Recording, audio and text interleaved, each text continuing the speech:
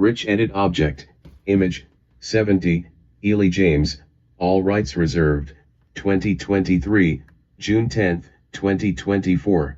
Let the mystery perish as to why they would scarcely move to exterminate him finally when here they are overseeing the corpses. Fare thee well. The television news flash offered. Most unwilling to show the world and the millions he murdered that he is al-inally dead and is atop of the Persian waters buried at sea. So Nasser Abu Matta Hussein U.S. Navy SEALs on televised signal with yet another provocative newsreel for whatever remained of the ages when shown at the bow of the USS Frederick McKen drifting the man-sized Pinewood box out on the Persian Sea, the leader of the Antichrist Confederate Radical Islamic Empire cheating death throughout our sojourn, finally reported as separated finally from his doubles and 9 lives and awarded the merit that is the honorable burial on the tide to sweep him into the cradling arms of the next life in accordance with good religious custom, with neither they nor Israeli Mossad taking responsibility for the kill for what the bombing in Moscow had accomplished. 'Twas also said that the man's face was beyond recognition. Finally can what remains of good civilization breathe a sigh of relief.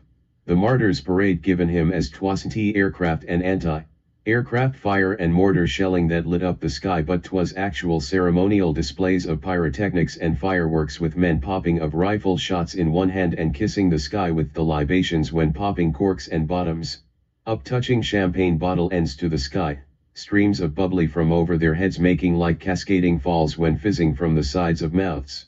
We shall enact force and jihad to vindicate his murder and punish his murderers, said others, as promised the Iranian Guard and Ayatollah in Tehran, with throngs whirled around pledging to join them as the inflamed Muslim world conducted their street marches, shaking fists and discharging rounds from rifle barrels, with others wearing signs while taking stabs at assigning responsibility for the kill to the groups, nations and peoples to heart's fickle contentment.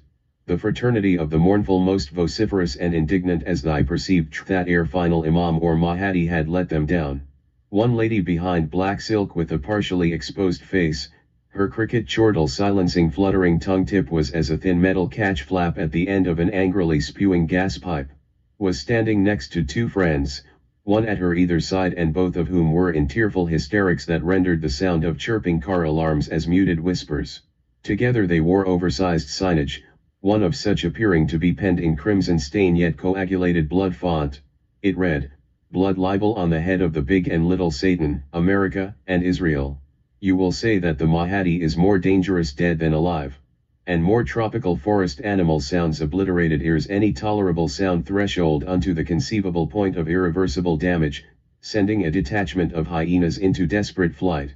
The cameraman panned through the mad throng of the demonstrators, contrasting with those gathering for something other than the festive gala coronating and toasting to this week's food delivery mission. The same with very personal reasons for detesting the tyrannical despot, while failing to see what persons referred to as the honorable life meeting with respectable burial as the matter that was delayed justice and the final resolution of all travesties, as suddenly American journalists were less feared for their country of origin but welcomed for their ability to telecast devastations, to cater to mislead souls and manipulate sensitivities world around. There was this other man dressed in the fashion of Hezbollah militia, his face similarly veiled by a ski mask. To his comrades' gun-toting arms, this one holding a sign appearing to be painted in childlike block print black oil, still appearing wet as 'twas when finger painted there.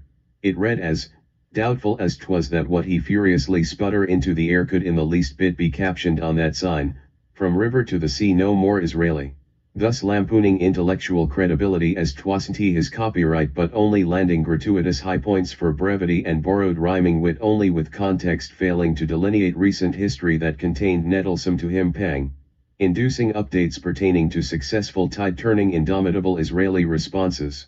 You really scarcely had to climb out of the hole in the sand to see what the reality was, as the big event had finally erased from front pages everywhere perhaps months worth of backlogged material. Let's read another sign in that mob crowd to ferret this one out. Turning to a sign erected next to others with awarded points and merit for scarcely enviable brevity but for concise wit that was unto smart elucidation that the world around would see after growing wings instead of remaining within only the framery of that window. Backdrop in front of which several rusted out barrels lit a blaze lent reflecting blossoms of mobile light a flicker. The woman in the hijab was as though ritualistically feeding it, turned to also depositing for fire with the sign meeting with her dissatisfaction. While the interpreter was still reading it, she assaulted the man with angrily beating fists and forcefully lightened the man's burden. Meeting with front page realty space. The sign read, UN giveth and Zionists taketh away, with more flag poaching persisting on Arab lands. For your sons and daughters essential learning of the Hebrew language is suddenly the non-elective course.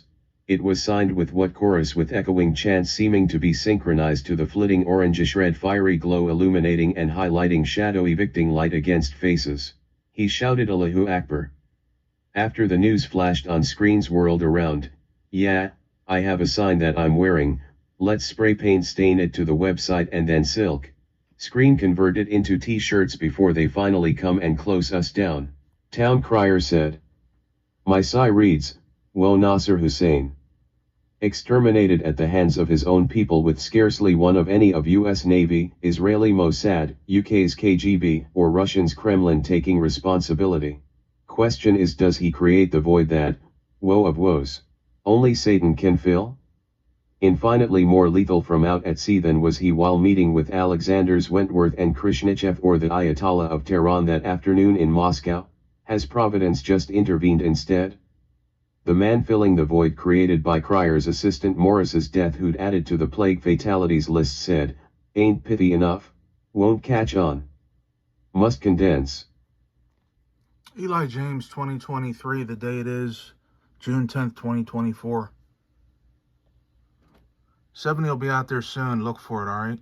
70 all rights reserved, Eli James 2023.